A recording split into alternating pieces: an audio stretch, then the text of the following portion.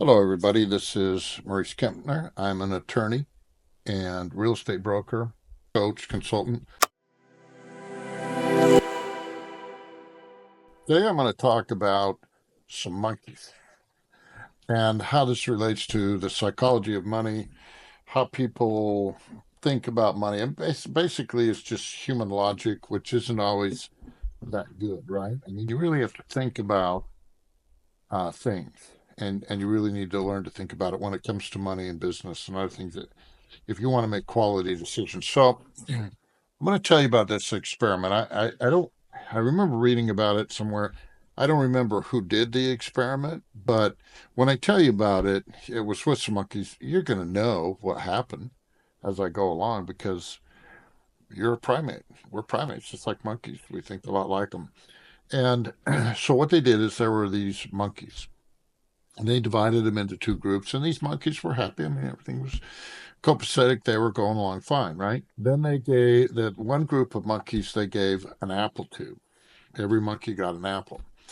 The second group of monkeys got two apples. Every monkey got two apples. And now all the monkeys were happier. They were much happier than they were before, right? Then they went into the group of monkeys that got two apples and they took one apple back, right? So now both groups of monkeys a few moments ago had no apples, and now both groups have one apple. So they're in the same situation, right? What do you think the monkeys that had two apples did when they had to give back an apple? I mean, you know the answer, right? Well, they got upset. They got angry. This is just human nature. So now, even though they had one more apple than they had before, they were more unhappy than they were before they even got an apple. So, as far as happiness or satisfaction is concerned, they probably would have been better off had they never got any apples, right? So that's a lot how people think about money and things like that. So let me give you some examples of what I see in my business with my clients when I talk to them. Things they try to do, things they do, things they have. So it'll be at the end of the year, and it's tax time. And so they figure, well, I'm going to owe some money. I don't want to pay this money, right? They don't want to give the apple. They don't want to give apples to the government. So they'll go out and they'll buy something they really don't need. So they'll buy some vehicle that's over 6,000 pounds so they can make a big deduction on their tax return for automobile, right? Now, that's not a good reason to buy a piece of equipment like that.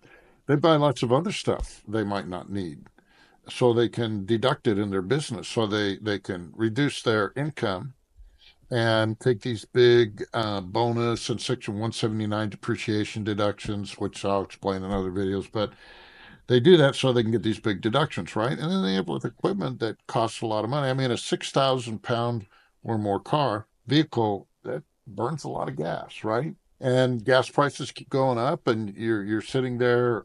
I remember one comedian, I can't remember who it was, but gas prices had gone up, and he says, "Yeah, one of these big SUVs." And you try to get rid of it so, because it's burning too much gas. It's like trying to sell it. It's like trying to sell Coke in a police station. So that's what happens. I mean, they're just expensive, right? So don't do things like that. Don't worry about giving a few apples away to the government and then shoot yourself in the foot with some bad business decision. Another thing people do is they say, well, I want to put money in my IRA or my 401k or something like that. They'll say, well, do I owe? Oh, if I put this money in my 401k, will I not owe? Okay, so what they're going to do is they're going to put, say, $10,000 into some kind of retirement. Um, and then what? They're going to save $3,000 in taxes, right? So instead of having to come up with $3,000 to pay, they've got to come up with $10,000 to pay. And then they got to wait for decades until they retire to get the money. And then they hope that it's gone up in value after inflation and the taxes are going to pay when they get it out. And they're still giving up all those apples now. But they figure, well, since I'm putting it in my retirement, see, it's still mine. I'm not giving any apples away. You just can't stand to give an apple away. Don't think that way. That's not a reason to put money in a retirement thing like that. If you're going to put money in the retirement, you should put it in there whether you owe money on your taxes or not. Whether you owe money on your taxes shouldn't even be part of the calculation. Okay.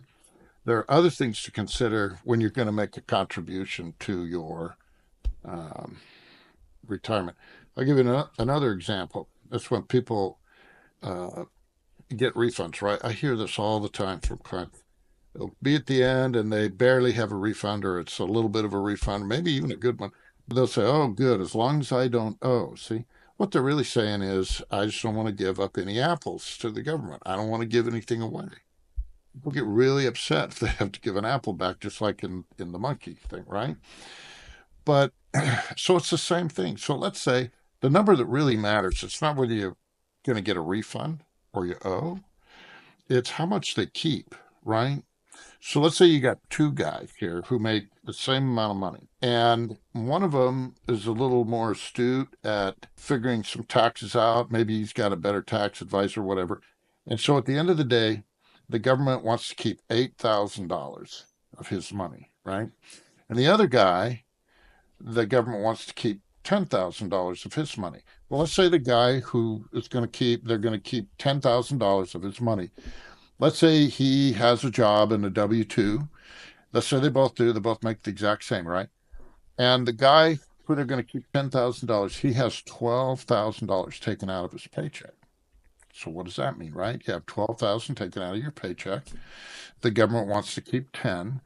You, when you file your tax return, so that's 2,000 more than you needed, so you get a $2,000 refund, right? The other guy, he does a little bit better on his tax. He has other deductions, makes other plans, whatever, and they want to keep $8,000, right? So they both have the same W 2 from the same employer, they're friends at work, whatever, they make the same amount of money. One guy they want to keep 10,000, the other guy 8. But the guy who they're keeping 8,000, they withhold $6,000 on his W 2, right? So he has to pay 2,000, right? And I'll see this with clients. They have similar jobs or similar income, and it'll be like the scenario. I mean, different numbers, but the same principle. The guy who only pays 8,000, he'll be beside him. So I got to pay $2,000. I owe $2,000, right? No, you paid 8,000, and this guy over here paid 10. That's what happened. All the refund or owing is the time you pay. That's it. People don't think that way because they got to give up the apple. See, and back when they started taxing people the way they do now. It happened during World War II when they started taxing regular people. And they did this to pay for the war. And at the end of the year, people had to come up with all this money. So then they started taking it out of their pay throughout the year. That's when this all started. And then it's like people don't notice it. They don't know that you're taking the apples. If you got to write a check or you got to hand it over, then people get really upset. This is the psychology we're talking about here. So this applies to business and life in general. This is a mindset issue that you want to work on and have this as part of your mindset weapons, if you want to call them that, or your tools or whatever to deal with life, right? This is just critical thinking, it's logic, whatever you want to call it. And it doesn't apply just to money. This applies to all kinds of things where people have some kind of a loss and they don't want to give it up, right?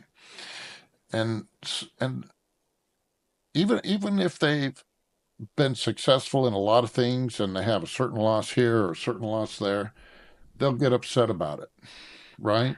So maybe like it's a rental property and they've made a lot of money on appreciation, um, a lot of money in cash flow, and then they got to repair something, an air conditioner or something like that. They got to replace it. Then they get upset about it. They forget about all the other apples that they've gotten that are way more than the apples they got to give up to repair. And it's a whole process where you're just gaining more over time, where apples come and go, but overall you're getting more and more over time. The same with investment. These investment accounts, they go up and down, and they'll watch their stock or something go down in their stock account. And, oh my lord, you know. Um, but then if it goes up later, right? I'm not a big fan of stocks. We'll talk about that in some other videos. But anyway, and I'm not saying never buy them, but um, so this is this phenomenon. So when you have to give up some apples, just think about it. Put it in perspective. Just think about it. Think about it with a clear head. Don't let it bother you so much if it shouldn't be bothering you, right? If somebody comes takes all your apples and you got nothing to eat and you're starving, you're out on the street, that's one thing. But otherwise, just put it in perspective. That's what this is about.